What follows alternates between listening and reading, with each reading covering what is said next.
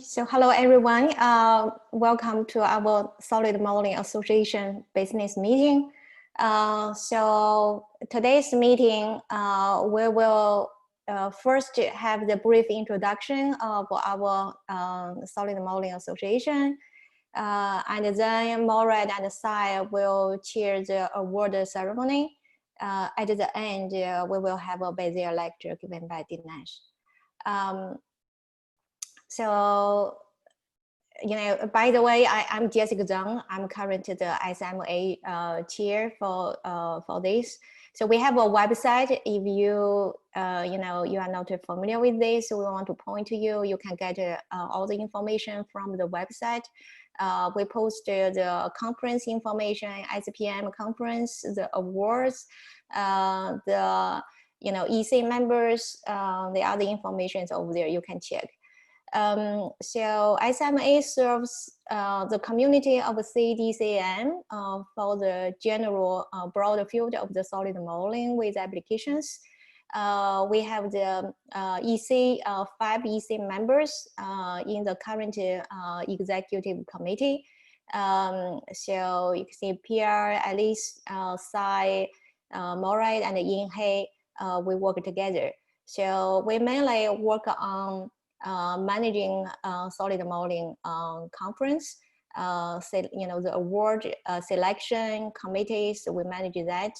We have to manage the website. We also have a mailing list, and sometimes you receive emails from that mailing list. I wanted to mention that for each EC member has a 4-year term. So because of this, we do have 2 members, including myself, Alice and Pierre, Alice, and myself. Our terms will finish by the end of this year. So which means we will solicit new members by email later. So I have another page to talk about that. So 3 members, they will be ongoing, and their term will finish by the end of 2022.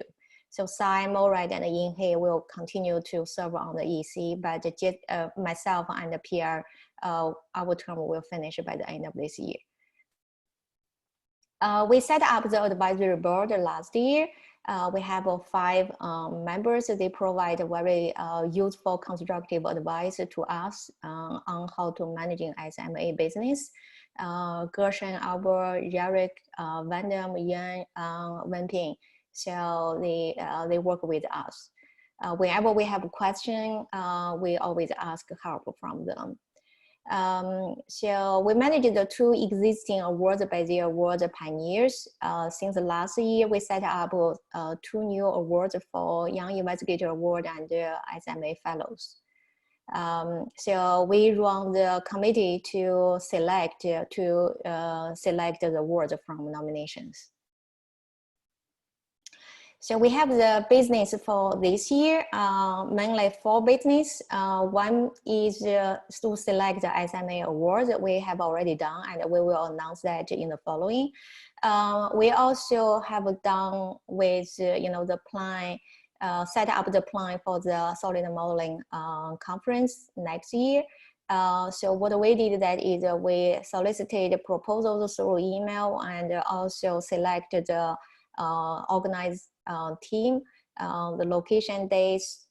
So we set up those. I have 1 page to announce that in the following.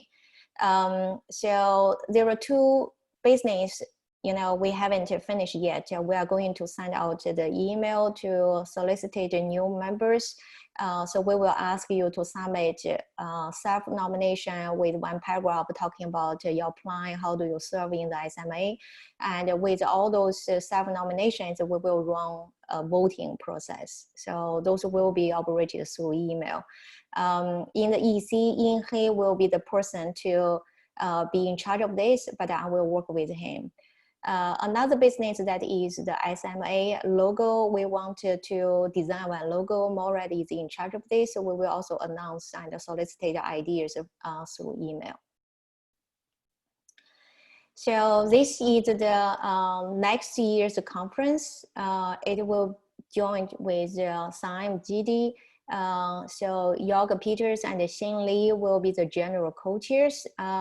York and Xin Li, are you here? I cannot see all the list here. Yes. Yeah. I'm here. Can you say a few words about this since you are the general co-chair? Yeah. So so this next year's conference will be in California, in Davis. So we will work with general co-chairs, local co-chairs from Siam, and the conference will be held in September. I think, yeah, we are currently discussing the details, and we'll set up a conference website soon. And this is currently what we have. Okay, we will also announce this in the closing session tomorrow side. We will share that one, and we will also send out the information by email.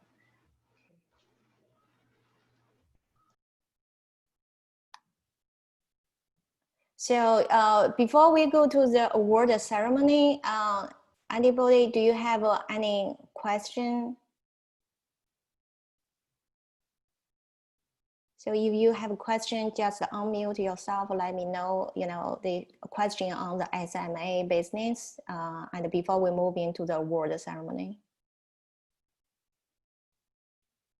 Okay, so if not, so I will invite Sai and Maurad to chair this award ceremony. So Maurad, I will move, along the slides.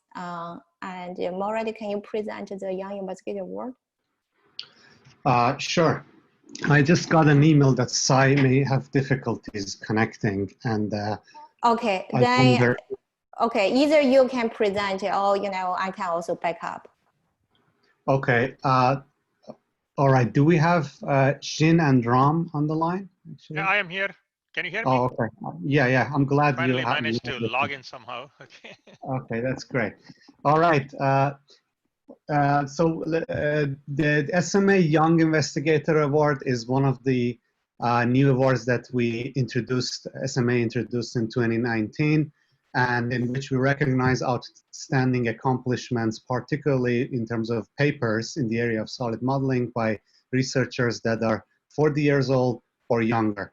Every year, the Solid Modeling Association basically appoints a chair for a young investigator or subcommittee, and the members of the committee will be recommended to be appointed jointly by the chair of Solid Modeling Association and the chair of this award subcommittee.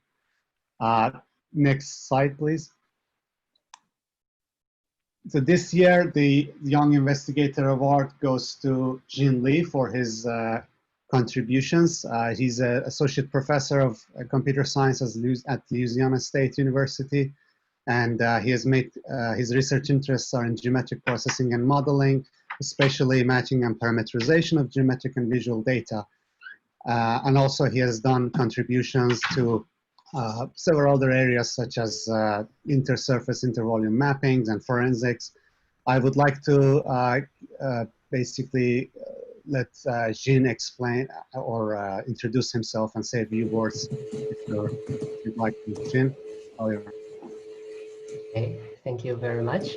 I'm really excited and deeply honored to receive this award. I would like to first thank the Solid Modeling Association and this community. I went to my first SPM conference and joined this community in 2007 when I was still a PhD student. Since then, I came to SPM almost every year. I really enjoyed attending SPM conferences, meeting these great researchers and reading so many great SPM papers. I would like to thank Charlie Wang, who nominated me.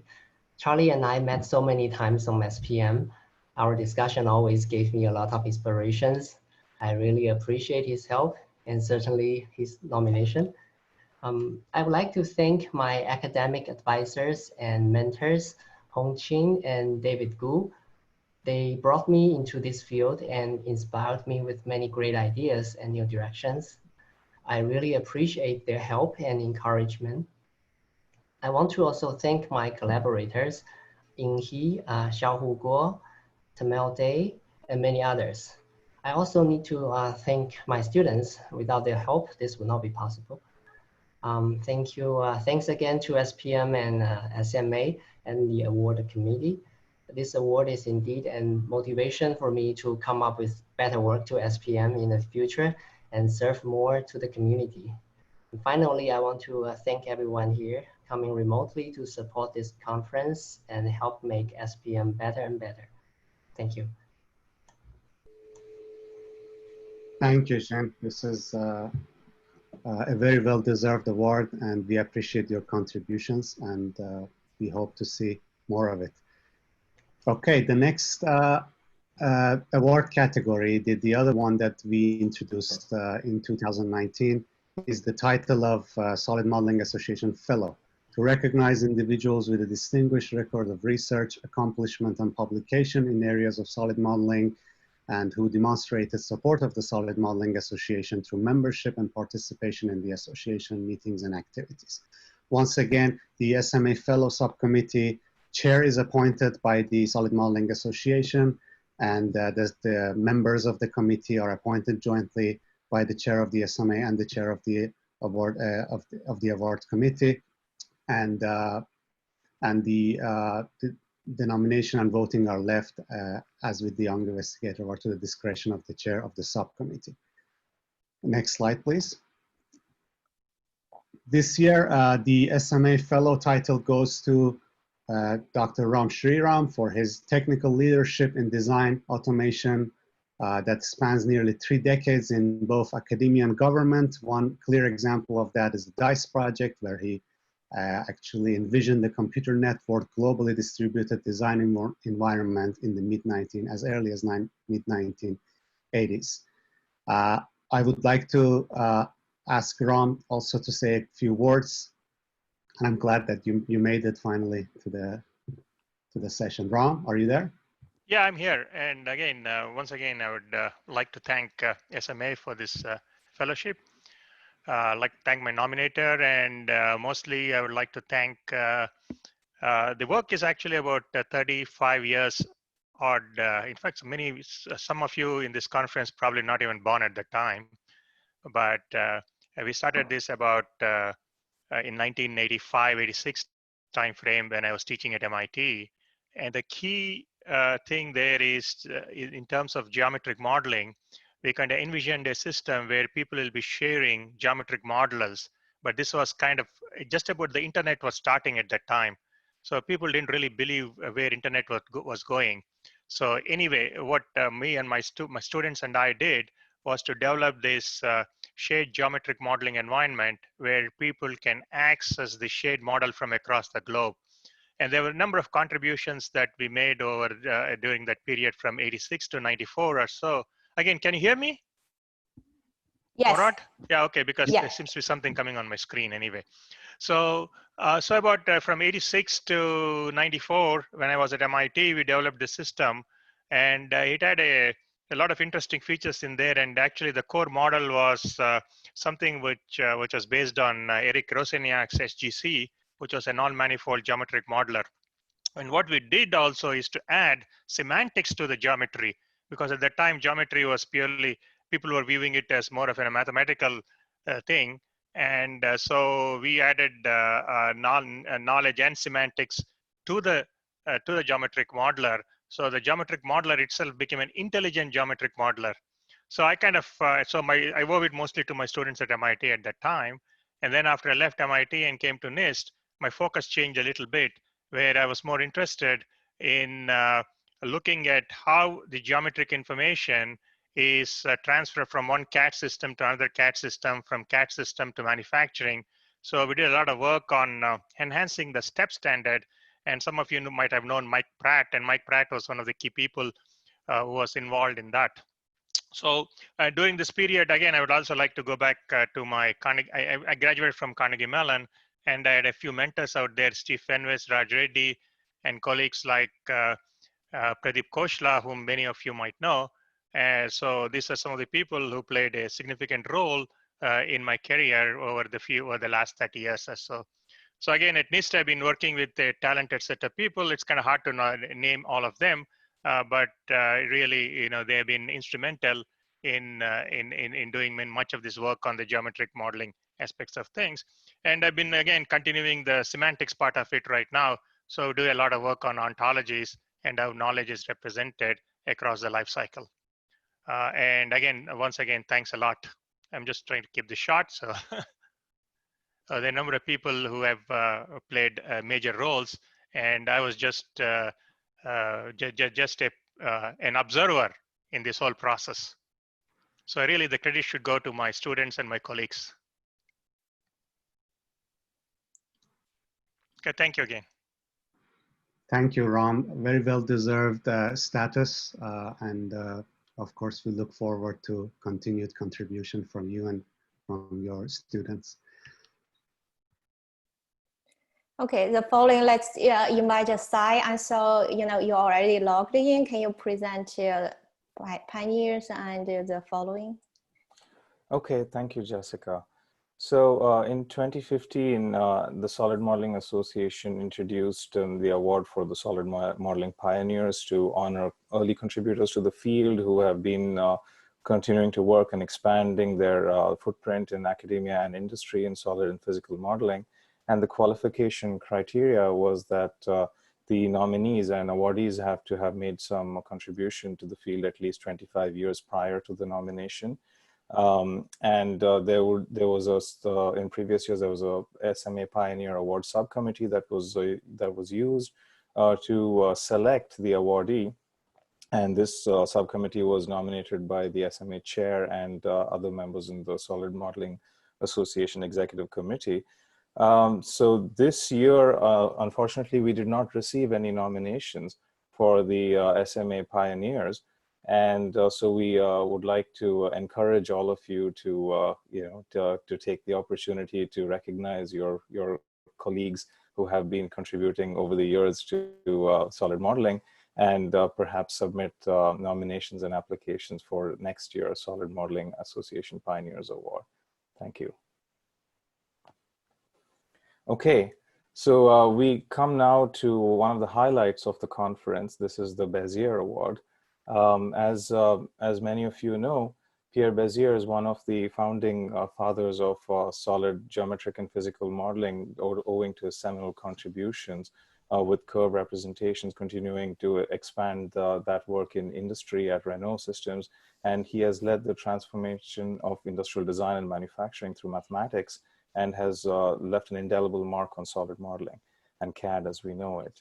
And in honor of Pierre Bezier, who passed away, and with the approval of his family, the Solid Modeling Association established the Bezier Award in 2007 to recognize outstanding individuals or teams who have made a long-lasting contribution to solid geometric and physical modeling and applications. So the Bezier Award is a very prestigious award that is selected through a rigorous process, starting from nominations that we ask the community members to provide, and all nominations that were received in 2020, as well as top nominations from previous years, were rigorously reviewed by the 2020 Pierre Bezier Award jury. Murad Behandish and myself, we chaired the Bezier Award jury this year. Thank you, Jessica, for the acknowledgement. So each year, the Solid Modeling Association and the Bezier Award jury chooses one individual awardee or team based on the strength of the dossier. Joint nominations, especially those that were submitted from several nominators of international stature, are encouraged and welcomed.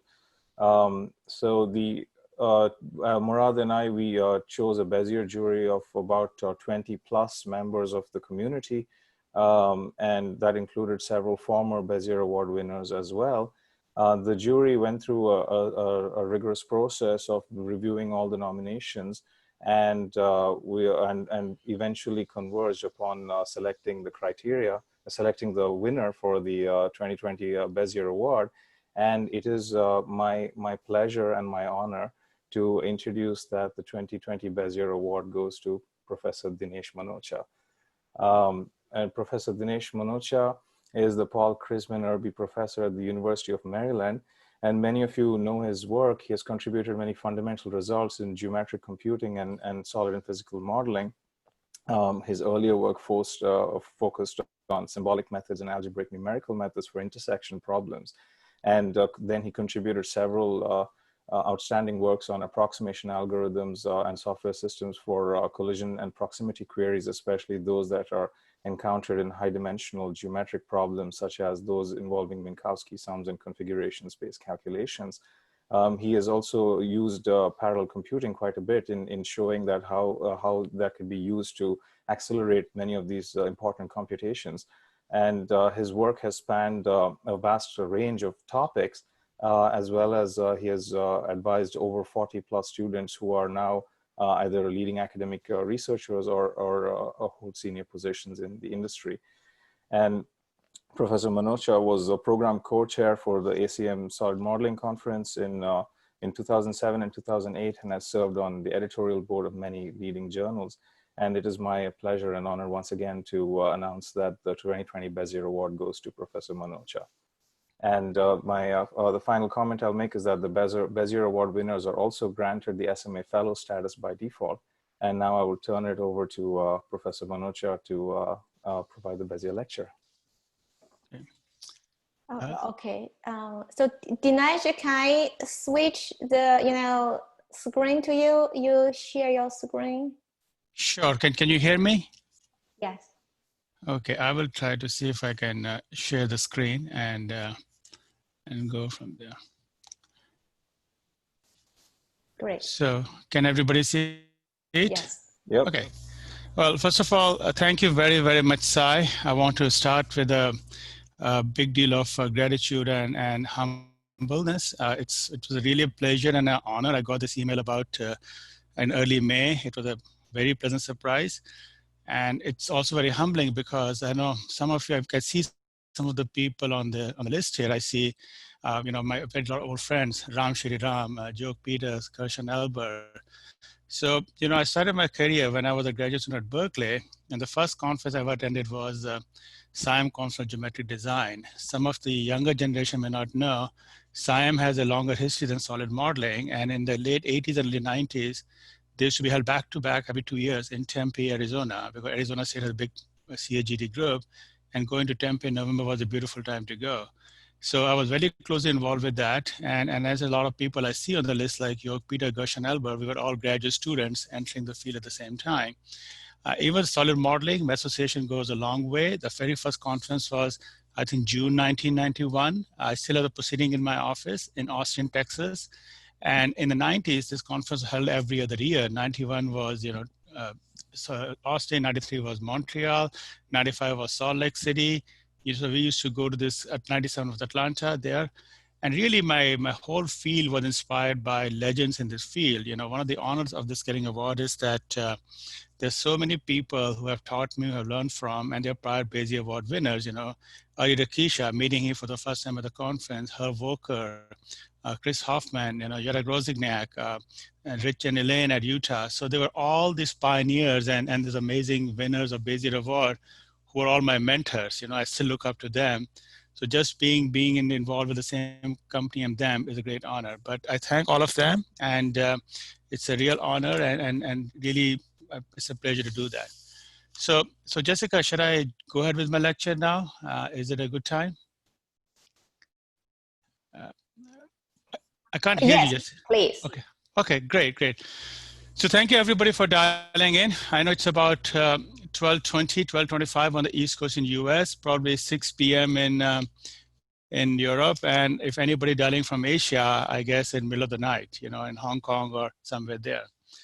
So it's an honor again to give a lecture, what I'm talking about. So a little bit go through some of the observations I made for the last 30 years and focus on some recent work, which actually try to combine a lot of ideas from both CAD as well as from robotics. And at least I'll talk about, a lot of the foundations of CAD and solid modeling and geometry. If you go back to the 80s and 90s, there was a lot of work on geometry and math. By late 90s and early 2000, we started seeing physics. In fact, this conference called Solid and Physical Modeling in the way back in the 90s, we call ACM Solid Modeling or CAD/CAM Foundation. If you look at the history of the conference, the term physics got added in about, I think late 90s or 2000s, how the field evolved.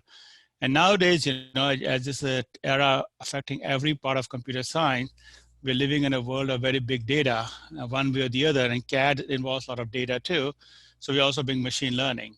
So I would like to see how we are at a stage in 2020 now, where we can take all the wonderful work, the detailed foundations of solid modeling, other fields, and do some of the problem. But before I start, I want to really acknowledge a lot of my people. So I think the reason I always feel that if all my work and all my collaboration happen, the biggest credit I owe is to my students. I've been, I guess, one of the most luckiest researcher who has had 40 PhD graduates out of the UNC Chapel Hill. I moved to Maryland a couple of years ago, a big group, as well as a lot of postdoc research scientists. But if you look at my publication, I think every paper I wrote, I believe I had co-authors who are all smarter than me. And I can't even keep up with my number of co-authors I've had over the years all over the world. So just yesterday, I went to DPLP because, even Google Scholar you cannot trust because Google Scholar puts all kinds of papers in your profile which you don't know. And I went over the list, and DPLP claims I have 435 co-authors. And I went through them. Even you can just imagine verifying 435 co-authors is not easy. So literally, I'm really humbled and honored because all the work that I'm presenting in the past and today, all the students and co-authors deserve much more credit than I do. And of course, as I said, a lot of teachers and mentors, and most of my mentors have been who taught me everything about and still teach me everything about this field are the Par Bezier Award winners. So to go to the technical part of my talk, I've been working in this area, as I said, it's about 30 years since I was graduated at Berkeley in the late 80s, early 90s. And the way these fields have evolved, actually, I have had the fortune of being involved in not just solid modeling and computer graphics and robotics. Now, some might say they're different fields, but I've always feel that modeling and graphics or modeling and robotics, there's a lot more common. And I'm going to bring that theme in my talk today and see how we can combine those ideas to solve some new challenges. So what is solid and physically modeling? I think all of you know more about this field than I do, and you can just look at the call of the paper, in fact, or you can look at the website of SMA. What you think is, what is solid modeling deals with the representation of physical objects. And what does it mean? It means creation, exchange, visualization, animation, manufacturing, and now digital fabrication, 3D printing. So clearly, this is what the field of solid modeling CAD/CAM, which owes its roots to 70s, probably even before I even knew anything about the field there. And if you look at, it's a very interdisciplinary field. It's clearly a lot of geometric foundations. A lot of people who came into CAGD or solid modeling were geometers, a lot of earliest paper on approximate theory came from them, but also a lot of ties to applied math, engineering, a lot of numerical math, engineering, AI. Just we heard from Ram Shriram, who pioneered some of the earlier work on AI and CAD in the 80s and 90s, as well as graphics and manufacturing. And here's some number at the bottom. I would not stand by this number, I did some web research. But if you look at in 2019, I've seen numbers on the web that the CAD system, the Autodesk and the parametric and STRCs, the current about CAD system market, software market is about $9 to $10 billion worldwide. So that just tells you how much this field has come, how prominent it is, CAD, simulation, cloud computing. It's a pretty mature field in many ways. So there's a lot of excitement. If you go to slightly close relation and graphics and animation, interestingly, the field of graphics was started in the 60s and 70s, and some of the earlier work in graphics or history of computer graphics was from CAD. There were people at Boeing and people in General Motors who wanted to display the 3D design or 2D wireframe. So some of the earliest work in graphics actually came from CAD and this thing. Things like animation and movies came much later. Like this year, the Turing Award winner went to two pioneers, Ed Catmull and Pat Hanrahan. But the movie animation industry only took up in the 90s, but graphics owes its foundation to CAD/CAM. But if you look at graphics today, it has even come a longer way. The goal was to generate digital visual content. And if you look at the problem in graphics, one key problem always is modeling. You take any book on computer graphics, the first part of graphics, how do you represent the objects? Curve, every graphics course will teach you what is Bezier curve. So it's so fundamental there, or what a triangle mesh representation. And now there's a whole field which came up in the last 15 years called geometry processing. And I know a couple of years ago, we had these three conferences co-located: solid and physical modeling, shape modeling, and geometry processing. So these fields have, they come from different communities, but they've evolved. But if you look at various graphics today, it again has a lot of foundation in geometry, but it goes into optics, physics, perception, and hardware, because graphics hardware and GPUs that itself became to render. And then over the last 15 years, just see how many papers we have in SPM, which exploit the graphics hardware capabilities for doing solid modeling computation. So the interplay between graphics and solid modeling is huge. Now, if you look at graphics, how do you design a graphic is a bigger field, all kind of games. The movie industry, if you watch any movie today, there's special effects. But even people would say, you all carry a smartphone like an iPhone, your interface is all visual. So an Adobe software, you know, the Photoshop, the Adobe Illustrator, the digital publishing. So people count them as graphics much bigger because of wider scope of graphics. If you look at the internet, you're getting an estimate of about $150 billion. So it's a huge market worldwide, you know, because of the graphics at broader field. The third field I want to touch into, which has a very close connection to both of them and also to my research, is robotics. And again, this field is not new. You know, some of the earlier work started in the 60s, just like CAD and graphics. It's interesting to see CAD, graphics, and robotics have their foundations around the same time when computers were just becoming into existence. And today, with all the excitement, or I would say overhype of AI, you know, robotics is back again. It went through a lot of excitement in the 70s and 80s. The 90s was what we call the robotics winter. People thought AI and robotics were overclaiming. And now in the last 10 years, it has come back again for different reasons. But if you look at the broader goal of robotics to design intelligent machine, and the term intelligent means the issue of autonomy. And that's a holy grail. Are we today to build autonomy machine in the general sense? And the answer is we are not there yet, but maybe in a few years, who knows? And robotics is also at the interface of computing and engineering. It's very similar to solid modeling. You know, a lot of folks come from manufacturing and mechanical engineering background and computing. But robots are interesting because on one hand, you're coming with nanorobots to treat your American, to at the same time, humanoids. And in fact, today, at least in the last 2 years, I would say the area of robotics that's got the most attention, most venture money, and the most hype is autonomous driving. You know, which is an autonomous car is nothing else, will be a autonomous robot on the road, you know, and while you're checking your email, doing that. But if you look at all these component, robots is also very interdisciplinary. It deals with perception, planning, control, hardware, sensors. And again, if you look at the intellectual foundation, it is also a very interdisciplinary field. A key part of robotics is geometry. If you take any course on robotics in undergraduate, even the course taught by CS faculty, course taught by ME, mechanical engineering or electrical engineering faculty, it will all have some geometry component. But it also has a lot of AI, control theory, vision, haptics, mechanical engineering. So again, if you see all three fields, you know, again, I go back, solid modeling has a big geometry component, graphics is a big geometry component, and robotics is a big geometry component. Just so today, as of today, you know, most of robotics success will limit to industrial robots. You know, this consumer robots haven't really come up. Autonomous cars, we have been hearing all the hype. It should come, it should come. Tesla offered you some autonomy, but it's not really the autonomy you can trust. So most of the success of robotics still will limit to industrial application. And that's about a big chunk of $45 billion.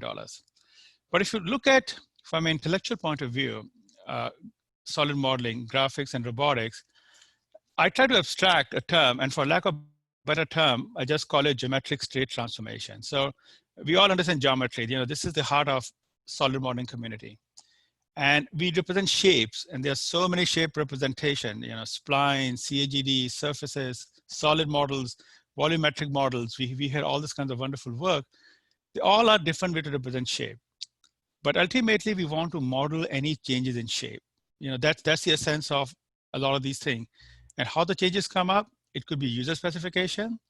It could be some design optimization, you know, high-level optimization, variational design. Or it could be due to physical forces, you know, like your object is moving and some force apply. So I would say a lot of work in solid modeling, shape representation, digital representation deals with representing, changing, and modeling shape. Now, if you look at, this is object-centric shape, the other way to look at this problem also is you're given an environment, which is lots of shapes. Think of I used to work with Boeing a lot, and they say Boeing 777, 787, I used to get full CAD models from them. And if I remember correctly, Boeing 787 was like, they built a CAD model with about 4 million parts. It's probably one of the most complex man-made object, but just imagine the challenge of, taking 4 million parts and putting it together and then fabricate it and assemble it, What Boeing does is absolutely amazing. But when we have so many objects in an environment, objects move, and especially in many robotics and graphic application, objects move. They move from one location to the other, or they move in response to external specification. And I'll even tell you, autonomous driving problem in many ways is also about moving in the environment. And when you move, one question comes out to be, you want to satisfy laws of physics. You want to make sure that your movement is similar to what you'll observe in the physical world in terms of collision physics. So again, comes up. The third thing, which actually I've seen changing now, this is amazing to see how the field has evolved last 20 years, both graphics and solid modeling.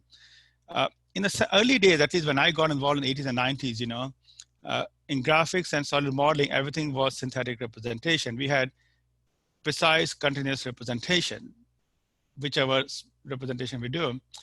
But in the last 10 to 15, 20 years, if you go to computer vision community and robotics community, they deal with a lot of real world sensor data. And now recently with all these cameras and LiDARs coming up, commodity getting cheaper and cheaper, getting sensor data is becoming so easy. Even your next generation of iPhones or Android phones have stereo camera which can capture 3D scans. So this has suddenly become a commodity that there are a billion users who can capture real world 3D data set, which we could not even think about 20, 30 years ago. So this notion of capturing and world and in all fields have played a big role. Vision people have dealt a long way, build is visual working, robotics people deal with them. And even if you see in computer graphics, scanning and capturing world is a big thing. But even in the CAD world, we used to call this reverse engineering. And this idea goes back to papers from at least 80s I've seen do that. But at least it's more prominent now because today you have technology where you can capture the physical world much better than what you could do 30 years ago. And now capturing and dealing with that comes up here. But capturing brings its own problem because you're capturing the physical world, your sensors are not perfect. They're getting better, but they're not perfect. The camera have a limited field of view. LiDARs may have other kind of a range. If it's a shiny object, you will not capture it. So now in this 2020, to deal with this problem, we're also saying how we can handle uncertain environment data. That also comes up in these challenges. So to motivate the problem, where I'm coming up, so I'll tell you about some of the recent work I'm doing on autonomous driving. Most of the action industry will come up here. Autonomous driving is, I would say, geometric state transformation. You got a vehicle with all kinds of sensors like cameras or LiDARs, which are capturing the world. You capture representation of the world and use that representation to make a navigation decision that you don't hit on somebody and no collision, you be safe, follow the rules and go to the goal. But as of today, here's a video, this is like a Google Waymo car driving in California, showing on the right the different sensors you're capturing. You're detecting pedestrians or vehicles, but literally these cars are driving in mostly open spaces. So as of today, which is around 2019, 2020, the autonomous driving industry can deal with relatively easy, not well congested geometric environments. You can see these open roads. They can follow a track. That's what they can do. Unfortunately, this is a very small fraction of the world. And if a big fraction of the world traffic, this is a scene we got from a collaborator in China. It's a city in China. A lot of part of Asia, where a lot of population is, I would say India, China, Vietnam, where people drive, you can see this situation. Everybody's driving here, not colliding. And when you come to this dense geometric environments, how can we deal with these kinds of, so in my heart, this kind of navigation and driving on the situation on the right is like a geometric transformation problem. How do you come with an algorithm which can see in this partial representation of the scene and navigate? And just to let you know, in case you like numbers or some bloated numbers, I would say, transportation is the $3 trillion industry. And that is why everybody in autonomous driving get $1 billion funding, because they're saying, even if I make 1% of that market, 1% of $3 trillion is $30 billion. So that's how there's a lot of hype and challenges there. But the question to ask is, all the wonderful concepts we develop in CAD and robotics, can we use them to solve these problems? Similarly, I will say another problem is robots, robot delivery. I'll just show you folks like Amazon, which spend, God knows, 20s or $30 billion on delivery business, and especially with COVID crisis, we're all shopping on Amazon and having all delivery problems. So here's a robot. This is as of last year, Amazon Scout team. They're hoping that a robot will come outside your home and deliver your package to you, not a human delivery. You'll get an email or something. So this is, of course, a infomercial video. It's more like a PR show. But literally, you see this robot is walking in a street which is totally empty. Hopefully, you come out and pick up your package. So this is a delivery business come out there. But again, how many people have this nice, wonderful, plain streets? I'm living in an apartment which is anything like this, So what we can do to where we want to go, here's some work I recently done with my student Panjia at Hong Kong University in Baidu Research. We are taking robots and moving them in a new dense environment. So we took in some offices. You see this fish market in Hong Kong on the bottom left. Can the robot move like this? This is, of course, a small turtle bot with a bunch of sensors moving. And again, if you look at what we're dealing with the problem, your terrains are not flat anymore. Most robots tend to be, wheel robots. And if you've got staircase, uneven ground, environment is not flat, you deal with it. Your sensor data is, of course, problematic. And again, you're dealing with humans. So when humans are around you, it makes the problem very, very challenging, because humans are, I would say, the most unpredictable geometric obstacles. You don't know how they're going to move, how make a decision. And especially if you look at the numbers here, as of now, the robot and courier delivery is about, just in US, $0.1 trillion, like $10 billion. But after COVID, you're seeing a lot of media press that we are not going to be shopping, we're all staying in our home and things will come to you. There are a lot of potential there, but let me not comment on that. So this is where things come up. So a key problem that I've been looking into a lot of these things, especially when things move, it could be objects moving like changing shape, moving some to constraints, or moving like this autonomous driving on robots. So a lot of my research has been dealing with motion computation. Basically, if you're given some kind of a robot we use it's a broad term, it doesn't have to be a real robot. Robot refers to, in my rest of my talk, any object that is movable, So you want to move from one state to the other state, or one position to the other position, subject to constraints. So this is where, comes up. If you look at robot motion planning, it's a whole thing. Now, I would say in the bottom left is a benchmark. When I got in the field in late 80s, this is a simple object with two links with 2 degrees of freedom, A to B. In the late 80s, even computing a path from this to this, 1 to 2, was a nightmare. We were doing all the math, all the algebraic geometry came through, all the mathematics came up, but there were no practical methods in the late 80s to even do this kind of problem. And you can see 30 years later, we are doing this robots and autonomous driving in the far way. So you can see in 30 years, things have come a long way, and things you can move on the right like this. But if you take any robotics today, all robots is being deployed, especially the robots we don't see in daily life, but if you order from Amazon, their warehouse is currently using about 200,000 robots for delivery, moving stuff around. And eventually they want to get robots to pack the stuff for you. They tried that. They did not succeed yet because technology is not solved. But when you get your box from Amazon or whatever the other courier, some robot is involved inside the warehouse, partially shipping their box from one part to the other. But packing is still done by humans yet. But we can figure that out, why that is harder. But robots can play. So what is robot to do with geometry? Here's a simple example of what we call configuration space. So this is a robot on the left with 2 degrees of freedom. I showed you what was a hard problem in late 80s. You got 2 joints moving.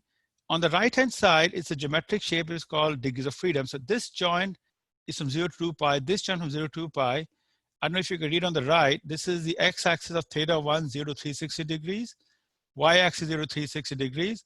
And as I move my joints, I'm showing the particular, position taken by this, you can see the different positions come up here. So this is how we represent the motion in configuration spaces. They have a lot of topological bases and benefits behind it. Now, this is a simple 2D. Unfortunately, as the robot degrees of freedom go up, so this is the early manipulators from late 70s with 3 degrees of freedom. You see they rotate around this axis, right here, rotate around this axis, rotate on 3 axes. Now, when you start plotting their configuration spaces, especially rotational degrees of freedom, they tend to become non-Euclidean. So you have these radians pi to 0 to 2 pi, and you can see the configuration space becomes a very nonlinear complex manifold. In fact, many times the configuration space may not even be connected. So after 2 or 3 dimensions, trying to model and exactly model and visualize configuration spaces become a non-trivial problem. Ultimately, it becomes challenging. But literally this, if you can see, this is a geometric state transformation because motion planning is nothing else but comparing a geometric continuous motion from one place to the other. Now, in this case, I've shown the motion to be piecewise linear, but ultimately in the real world, even let's say when you're driving, autonomous driving, you don't want your car to have like piecewise linear motion. You want your car and a physical robot to move smoothly. Otherwise, it causes a lot of problem actuators. One thing I would like to say, so this notion of motion planning with degrees of freedom. So degrees of freedom basically mean how many degrees of freedom you have is very prominent in multiple fields. So let me walk you through this, how a lot of problems in solid modeling, graphics, and robotics are there. So let me start with real robots, the kind of robot you see today. They have literally less than 20 degrees of freedom. So first I show you like this is an autonomous car. This is a lab model you build up in your lab, moving around, avoiding obstacle. It has degree of freedom. There's a lot of work on drones and quadrotors, you know, so this is like a series of robots flying around on the right. Hopefully you can see at the remote location. You see these shiny lights are quadrotors flying and they all avoiding collision with each other.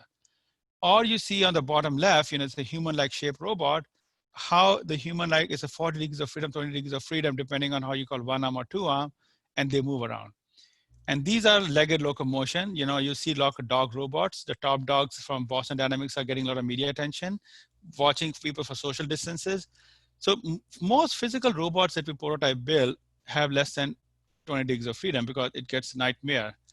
But if you go to solid modeling and graphics application, we deal with a lot of high degrees of robot. So many years, about 12 years ago, I worked with a group in France, you know, my collaborator, Jean-Paul Lamont, he had come to KinoCam, and Renault. So on the left, they gave us a model of this car. It's a Renault car. So the thing you can someday try, open your car seat. Imagine your car seat is heavy, and I don't want you to try it, but look at the shape of the car seat. Can you take your car seat out of your door? So this is like a car seat. They want to know it comes up. So Renault used to actually design the car. They could fit the shape of the car seat, but they used to actually put the car seat, install the car seat before they put the door. But they said, what if you replace it? So they did a simulation. Is there a way to remove this car seat even out of the door? So you can see this is a motion plan. We say, get the car seat out of the door. And you can see this motion is kind of non-intuitive. Most humans would struggle to compute something like this. Now, this is technically a 6 degrees of freedom object, but in solid modeling and virtual prototyping, a lot of these problems are part of this, you know, complex shapes. And similarly on the right-hand side, you're designing a Viper, fitting a Viper on your windshield in the car. They want to do the simulation and the motion. So this is some of the work we did long time ago. In fact, I work with KinoCam, and the KinoCam company was bought by Dassault. So Siemens is now, this kind of technology is part of all the CAD system, but what 12 to 13 years ago, you know, when we came out with motion plans and how did prototype come up there. And if you go even more, I would say in many problems in graphics, so graphics is about visual content generation and going beyond it. So if you look at any movies today, you know, a lot of special effect comes up. With the graphics community for the last 20 years, the two big topics have been dealing with fluids and cloth. And I would say these fluids and cloth are nothing else but very high degree of freedom robots. So they're, again, similar objects, high degrees of freedom robot. If you know about fluids, you know, we all say you learn about fluid motion, Navier-Stokes. The equation is given right here. But I would say it's a robot with virtually, in this continuum state, is infinite degrees of freedom. So here's a fluid motion. People are watching with turbulent fluid. See how the fluid, you apply a force, the fluid strikes against the black object wall and splashes. That's a huge splash here, right here. So this is the thing. how does it look behind the scene? If you model this, you apply the force on the left, the fluid itself is the robot, so almost like infinite dimensional robot, and subject to the Navier-Stokes equation, how the fluid flows. So this is nothing else but motion of a very high degree of robot subject to very challenging physics and math constraints. The other example is cloth. Believe it or not, cloth has an interesting history. Some of the earlier papers came up in CAD-CAM. I look at some of the first few papers, you know, of the work of RPI, David Breen in CAD-CAM of the 80s and 90s. Then from CAD-CAM community, solid modeling community, it went to graphics in the mid-90s because graphic animations were coming up and they would dress up the character, and the graphics community took it over. But again, you know, the dynamics of a cloth and supposed to Navier-Stokes for fluid are nothing as Euler-Lagrangian equation. And again, you can see the equation here. And again, it's a very infinite dimensional object like this. You can see, you know, of course, where the human take this and grabs it, and you see how you can fold a t-shirt. Now, this is what a human does. Could we simulate the project? Could we, for graphics people, could we simulate this thing? And for robotics people, a big question is, can a robot come and fold your laundry? Won't you all love it if you're a personal robot who can fold your laundry? Nowadays, especially everybody's at home. If you go behind the scene, so this is literally the fluid thing. What we do in all these areas is, you know, technically it's a continuum, but we discretize the problem from infinite to finite states. That's common done in all numerical methods here. So in this fluid, you know, you have a high resolution mesh to represent the fluid. So on the right-hand side, you see this beautiful rendered image. You have a view with good rendering, with good software. But if you see behind the scenes, this is what shows you the actual degrees of freedom. There are many tens of thousands of degrees of freedom used to represent the fluid. And of course, the more resolution you take, more accurate your simulation is. So literally, you discretize these continuum objects with discrete states, and then you do fluid simulation from there. Just show the cloth. So in the cloth, this is like what you can do today. You got a render simulation. You can see how this person is moving, and you know, as the person moves, how they think. Let me show this to you again. So this is a simulation. In fact, ours have done a lot of work. Some of the recent work has been we take the GPU power to real-time cloth. But if you look behind the scene, this is what behind. So you got all the degrees of freedom. In this case, about a mesh with about 10,000 triangles, each vertex degree of freedom, and the move. So this is what you're doing. So you see this continuum in the front with a nice rendering, but really behind the scene, you got a high degree of freedom geometric representation, which is undergoing motion. And you have to make sure the motion satisfies the Euler-Lagrangian equation. That's a sense to it. So again, you know, the one thing to see, you see problems like in robotics on the top left, solid modeling CAD-CAM, and graphics, which you see, they're all kind of geometric state motion deformation, except they're different challenges. Robots really low degrees of freedom because of physical prototypes. And graphics and physical based animation, we're going up to 60,000, 10,000. You know, how much compute power you have, you can do it, and how much accuracy you want. So one key concept in all this computation is, you know, configuration spaces. So configuration space, I told you, is nothing else but a high dimensional topological spaces.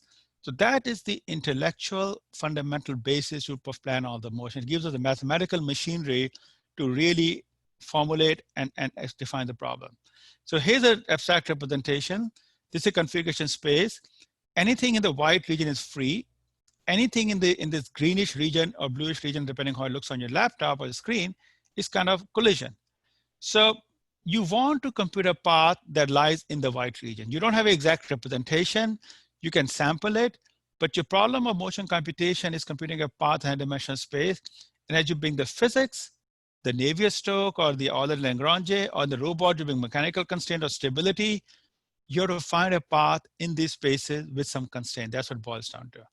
Now, in the robotics community, as I said, in the last 30 years, and it came from robotics, but have seen a lot of the same ideas applied to a lot of CAD-CAM problem and graphics. So one thing I love to see in these areas is some of the papers published in one community, but transmit to the other. You know, this cross-pollination is good to see. So one kind of method was random sampling on the left, that you take a lot of random samples. You saw the lot of red samples. I'll play the animation again on the left. You see a lot of red samples come up. You only keep the one in the white region by collision checking. You connect the nearby and you compute a path. That's called random sampling. If you see on the right-hand side, you form a continuous path from QL to QG. If the path is in the green region, you perform local refinement iteration to see how it performs. and goes to the white region. So these are two classes of methods that both communities have developed, I would say, in the last 25 years. And that's what made these planning methods very practical in the coming years. So one key challenge in all this problem was collision proximity query. So, to know the state, are two objects even colliding? Are two objects, if they're not colliding, how far apart they are? Or if they're colliding, how much is the penetration between them? So one thing they found out all the motion planning algorithm, that no matter whatever method you do, random sampling or optimization planning, 80 to 90% of your time was spent in these four queries, underlying queries.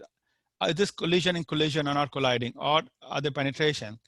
So this is something my group has done a lot of paper work, and in fact, we published lots of paper in the solid modeling community, which I don't get into that. But literally, this was like the core engine, and trying to do this computation very quickly, because you're doing lots of samples.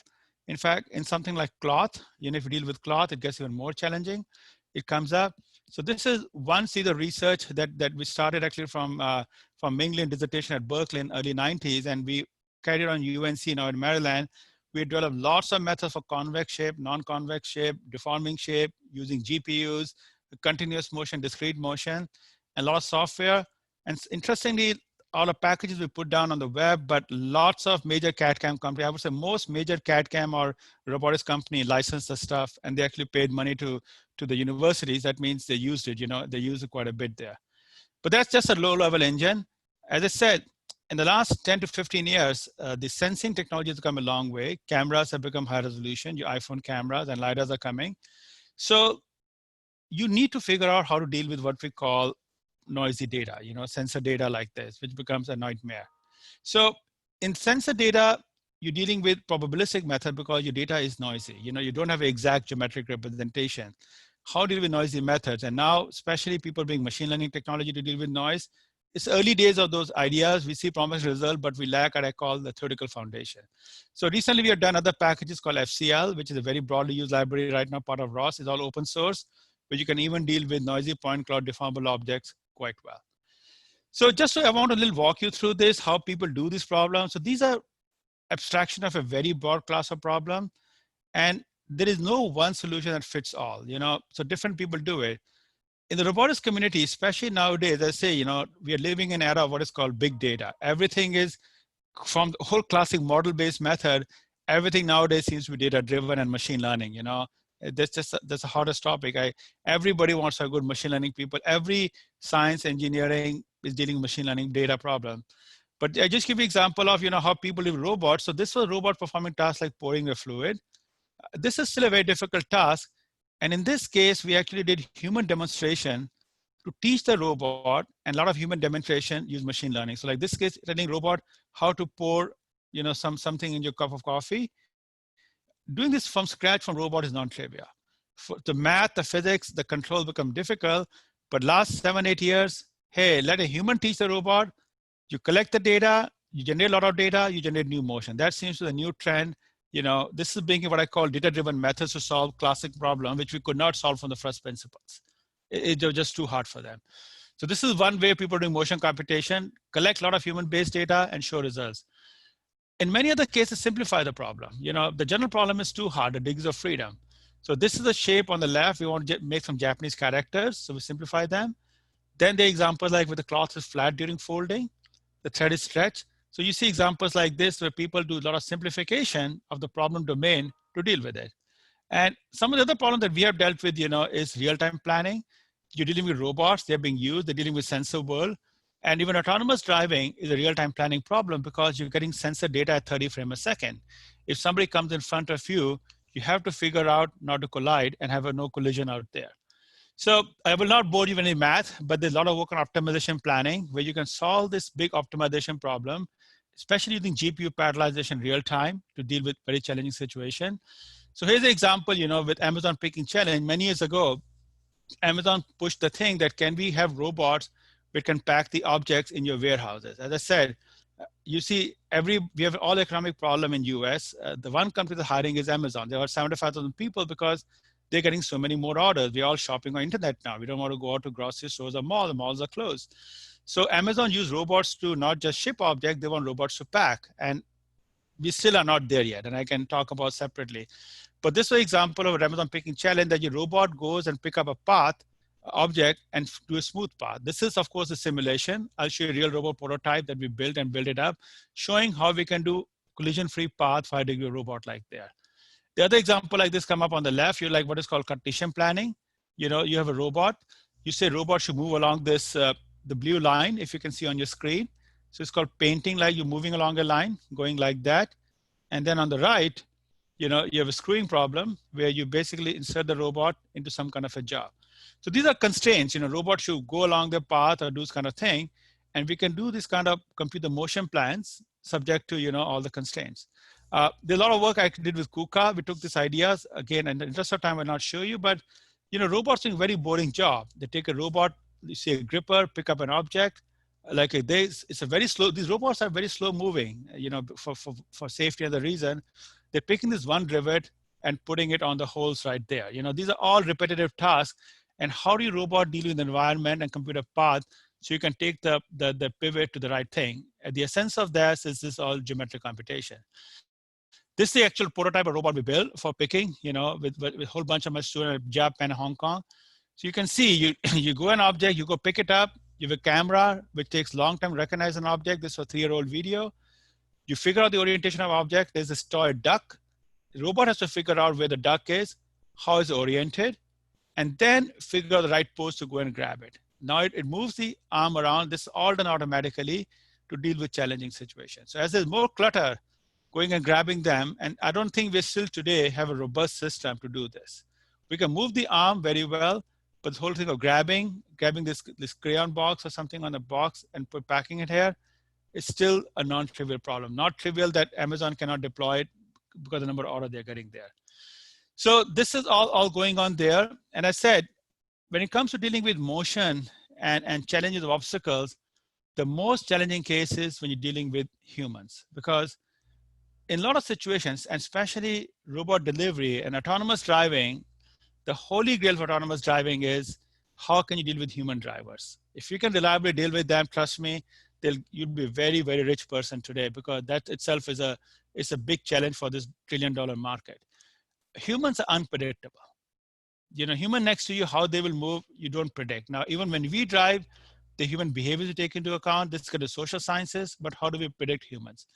So we also looked into, especially in computer vision, there's a lot of work on bringing deep learning methodology, how we can classify human action, how they're moving, and try to predict how humans are going to move and deal with the noisy sensor data to do what is called collision handling there.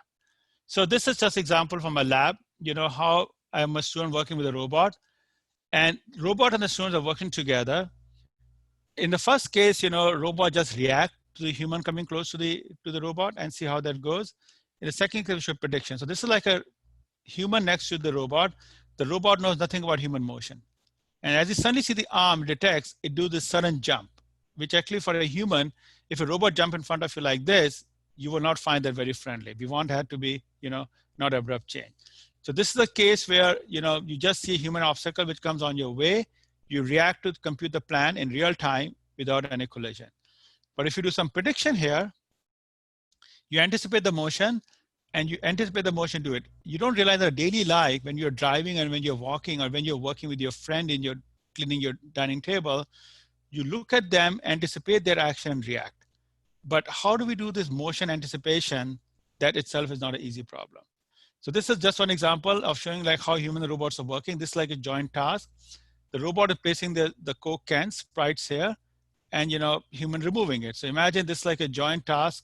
Robot is putting it and robot is moving other side. But what happened? Again, the robots are moving very slowly for safety reasons.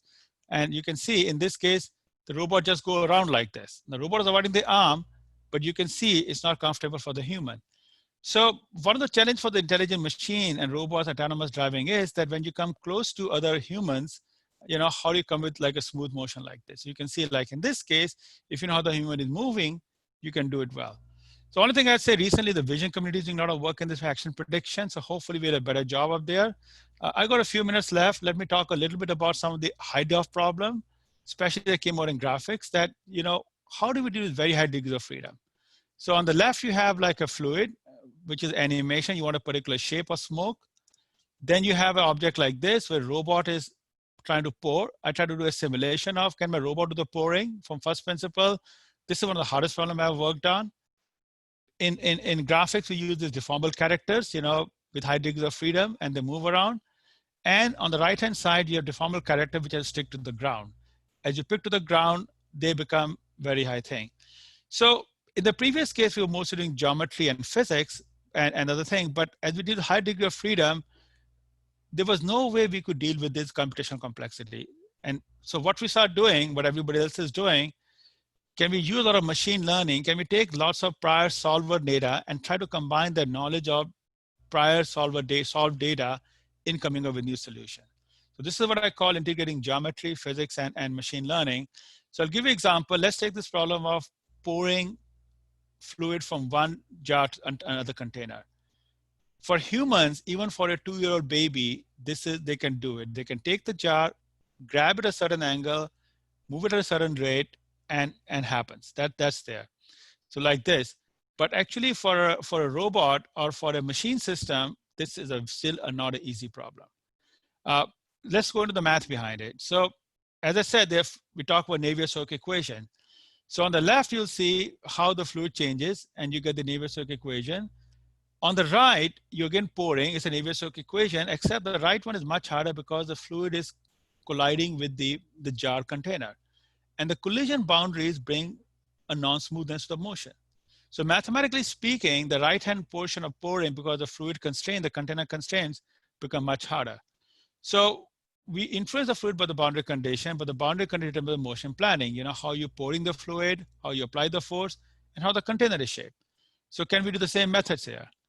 So literally we try to pose as an optimization problem that, let's say we try to maximize the volume of fluid inside the container and come with the Navier-Stokes equations. Except this becomes a very, very difficult nonlinear optimization problem with differential constraints. I don't know if any good solvers do it, especially because this Navier-Stokes with the constraints of the collision boundary is no longer a smooth function. So you run into all these problems. So, if it's smooth problems, my friend in applied math tells me you can do better, but if the problem is non-smooth, it gets much, much harder, especially because geometric context like you see right here. So in this case, what we said doing, okay, since we can't do it the scientific way, I put on my big data hat. Nowadays a new thing, if I can't do the right way, I call a neural network my machinery and whether it can solve it. Neural network seems wonderful, but how to get a neural network work, itself is an art. And this way what we're trying to do is we're making neural network come with a learnable PD, partial differential equation solver. So again, there's no generic solution. In this case, we basically turn into like a neural network as opposed to numerical optimization.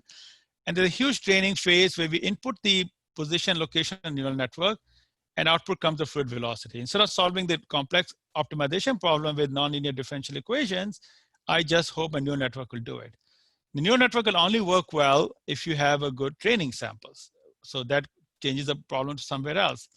So we did a lot of training in our simulation. We simulate different volume fluid. We look at random motion split. We looked at closed form shape where the pouring motion is known.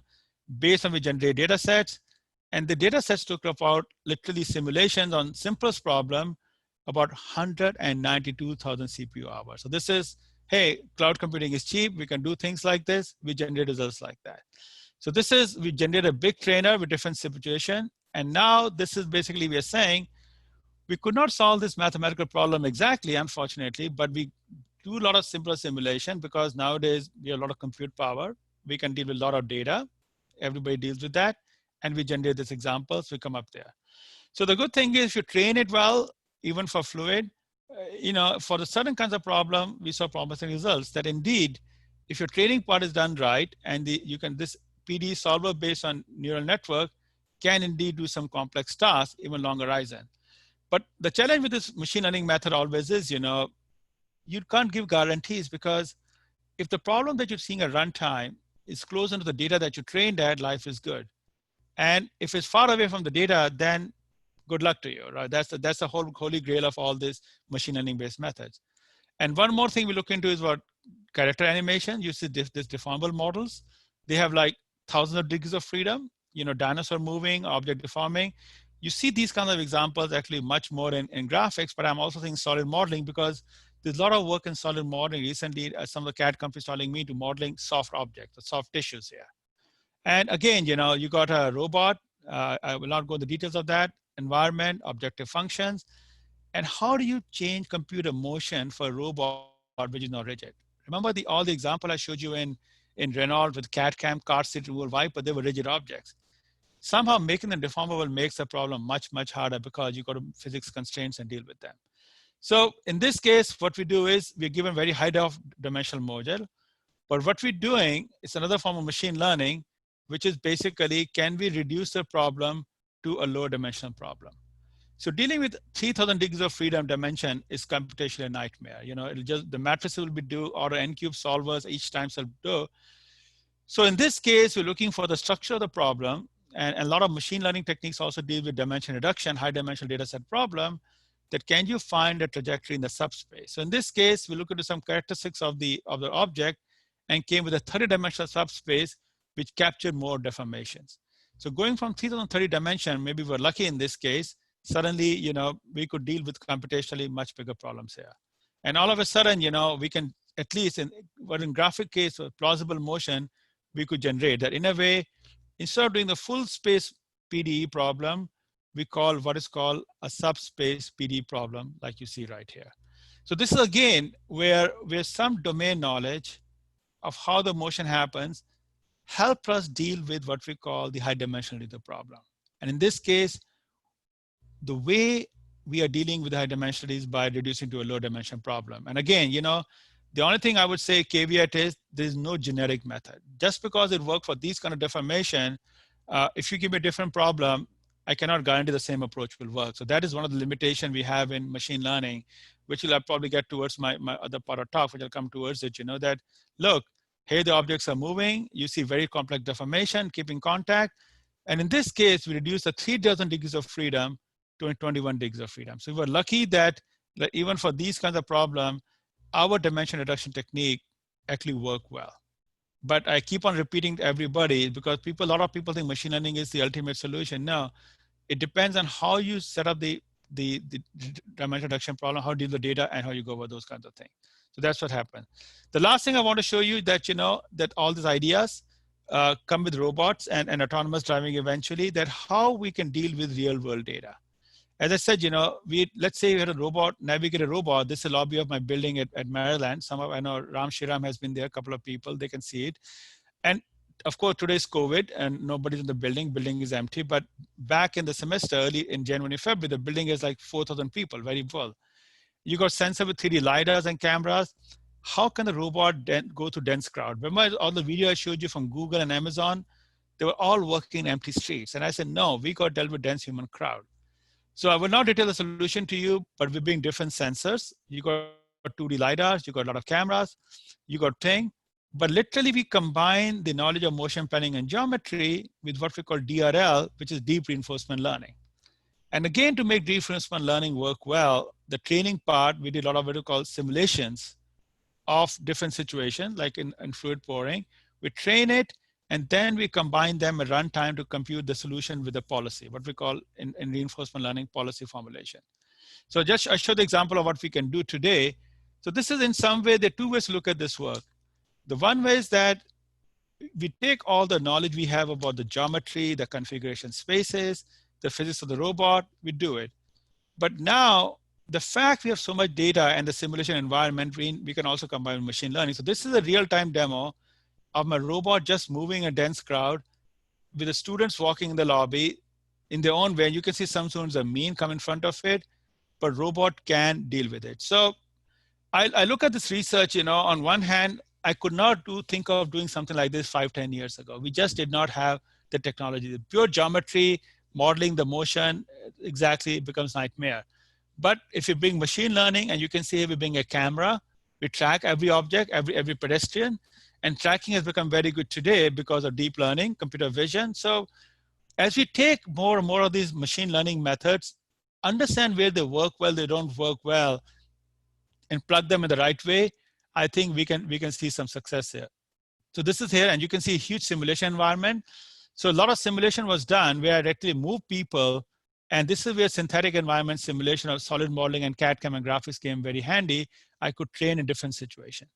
And this is where training happens. And eventually you go back to the robot from what we call sim to real platform. And eventually, you know, we can do this is like very complex situation where a person comes in front of you. Even then the robot can actually go and figure out a way to go around. So again, you know, this is giving a confidence that if you take all the geometry knowledge of physics and bring machine learning, if we can build a good enough data environment, and then we have hope that we can do this. This is actually just robot going to totally new corridors. Something like this 5 years ago was undoable, but now robot comes and you go at the end, a dense corridor. Even then robot can move around, and robot has never seen this place before, like turn around like this. So this is where we see how things coming up. So I think I'm going above my time. It's pretty much 45 minutes more than I took correctly. So, you know, just want to conclude, you know, hopefully I've convinced you that there are 3 different fields which traditionally evolve: solid modeling, CAD/CAM, graphics, and robotics. There have been some interplay between them in the past, but you know, if you look at the intellectual roots, the geometry and the motion transformation is a very key problem in all these areas. So if you abstract the geometric state transformation and come to good solutions, and also what I see is interplay. You know, some people bring fluid simulation was more popular in graphics. We bring it to CAD/CAM. Constraint space is more popular in robotics. We bring it to CAD/CAM. Shape representation more popular in solid modeling. We bring it to robotics. So if you look at the communities over the last 50 years have done amazing work in each of them, but I think the amount of cross-pollination has been sort of not as much as I'd like to see. And especially, you know, it's motion computation, low and high of motions. And literally, I would say, so the good thing is today with all the geometry, physics engines, you have available open source data sets and big machine learning. On one hand, we can do problems today which we could not do 20 years ago. But at the same time, the new challenge is because all the solution I showed you with my last 10 minutes of machine learning and this thing were ad hoc and customized solution with those problems. We don't have theoretical foundation. So especially field of solid modeling and geometry, a very good solid foundation. We bring physics simulation, we bring machine learning to show promising results, but all of a sudden we don't have same sound foundation. So it's again a challenge for the community to come back. How can we deal with these problems and give same foundation that we have done for the last 50 years? That's what comes up. And what's next, you know? So of course, we all know we live in golden era of computing. Computing is getting hotter and hotter. The fact today we have things like computing power, cloud, big data, intelligent machine, internet, cloud computing, IoT. So you can see this is my biggest bullet with at least 6 buzzwords put together, right? Each of them is a big area, can do things. So this is a very exciting time, what we could do. But I would hopefully convince you that for a lot of this problem in autonomous driving, robot delivery, a lot of the societal problems, geometric and motion computing is at the heart of a large problem. And a lot of people ask the question, what is going to be next, 5 years or 10 years? And I believe it or not, I find it very hard to answer this question. So I'm going to end my talk with a question to the audience that the way the field is evolving today, and all of you, the program chair, the general chairs, what do you think when SPM 2025 is held or SPM 2030 is held, what will be the hot topics? So I think we can have a round robin survey on whether we can predict that. You know, I cannot. So the way things are moving, you know, as I said, the things I can do in 2020, I could not even dream of in 2010. This whole machine learning, compute, and blah, blah coming. So extrapolating to the future is very hard. So I'll just stop here. I want to acknowledge all my sponsors. And again, I want to really acknowledge all my collaborators, the work I showed you with a lot of my wonderful students. So I think, Jessica, I hope I have stuck to your time of 40, 50 minutes. I apologize, went over. I'll be glad to take any feedback and questions from all my friends. No problem, thanks. I think I invite Josiah to chair the question part. Thank you, Dinesh. That was a wonderful talk. So I wanted to turn it over to the audience to see if you have any questions.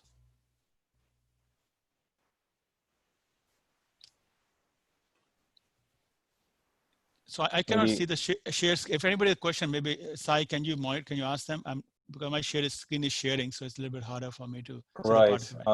Yeah. No, I see the participants, but I don't see a question typed here. Maybe I'll start with a question. Sure. Right. Like so. First of all, it was really great talk. And C-spaces are very nice formulations when you're thinking about static obstacles. And as you said, like most planning problems resolve to sort of fast local collision as opposed to explicit calculations. And then when you're thinking about cluttered environments with dynamic obstacles, how do you see the usefulness of this mathematical formulation, or is it still valid, and it is valid, but is it useful, and do we need something else? Yeah, so that's a question. So C-space, is a question. So let me take an example. You can see my screen, right? I showed you the robot video, right? So if you look at the solution, this is dealing with a very dynamic scene. So I would say if you look at the solution, all that gone behind it. So you can see the video again, right, with the robot moving through obstacles, right? So this is a very cluttered scene, right, and unpredictable humans.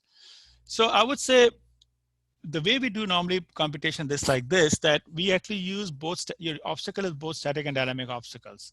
So the static obstacles are computed with the free map, but even the dynamic obstacle, in this case, we're doing local collision avoidance.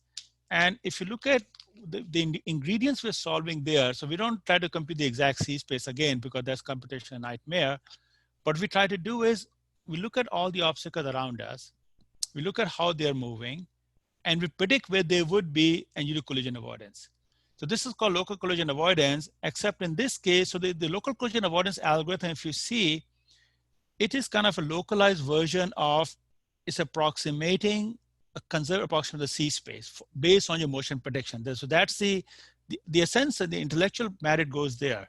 So that's what we call collision avoidance. We did a lot of work on reciprocal velocity obstacle. In this particular solution, the challenge was dealing with the noisy data, not just a dynamic, because you don't have the precise location. So then you bring machine learning because you trained a policy. And then for training, you probably train on like gazillions, hundreds of millions of configuration solutions, deal with that, and you deal with it. So I would say, while C-space is not exactly solving the problem the way it should be, but the knowledge of space has went to the local planners, and the local planner we use for training.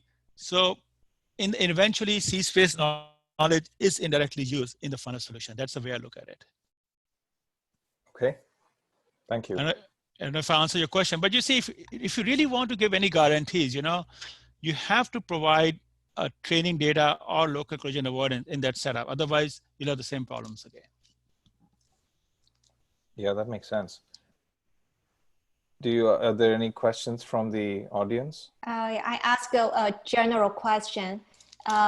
So congratulations for this big achievement, Dinesh, and a very nice talk, very interesting. You presented a lot of new areas, machine learning, robots, data science, navigation. So can you, give some general advice to young researchers, young people, when they are in the critical stage of developing their own career right now, as the Bezier Award winner, I'm thinking, can you give some advice to those young people? Well, it's hard to give advice because, to be honest with you, when I work with young people, I learn more from them and I advise them. So as I said, my whole life, I've enjoyed working with young students. Actually, I think I always learn more from them than I learn from, because they bring new ideas to you. So I love interaction with young people because they bring ideas. I think the way to think about it is, as I said, as I look at 30 years ago when I was a grad student versus today, things are very different. As you know, computing power is virtually easily available. Cloud computing data is becoming available. You can do things today, which I myself could not do 15 years ago. So it's a very exciting time, and the way things are evolving. And I think one thing I noticed, as I said, just based on my purely personal, I would say, empirical experience, that for different reasons, I got exposed to solid modeling community, graphics community, and robotics community. And each of them is a huge community, especially graphics and robotics are much bigger than solid modeling. And literally you saw, in some way, they were kind of solving a problem, which is a similar problem you're solving, but they approach differently. So if you can take cross-pollination, so I would say, always say, even though you work in solid modeling CAD/CAM, go and take applied math class. I always take my students, go and take applied math classes, and go and take physics class. And now they're going to take statistics class, machine learning methods. So you never know, as I said, I can't predict, let's say, what would the best paper award in 2025 in solid modeling SPM would be. We don't know what the field would be. It's very hard to predict. So we're living in a very exciting time that brings a lot of excitement, but and a lot of new ideas come from cross-pollination. So in many fields I've seen, you bring something which is established in field A and you bring it to field B. Suddenly you can do something new in field B, which field A could not do. I've seen a lot of evidence like that. So I always tell people, my students, don't just live on Coursera. Go take math classes, go take statistics classes, go take physics classes, go take robotics classes, take machine learning classes. You don't know what next technique you need to solve your solid modeling problem. That's my experience. Yeah, thanks. Yeah, Very, very very nice nice. insights.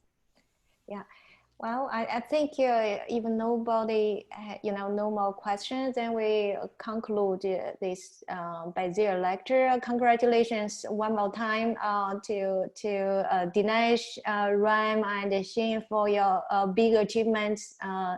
And we look forward to your more, contribution to this field. Wow, that's great. So well, finally, thank you everybody again. It's a humbling experience, especially with so many of my friends for 30 years. It's just a humbling and a wonderful experience for being with them. great. Congratulations. Yeah, congratulations. Okay. Yeah. Okay.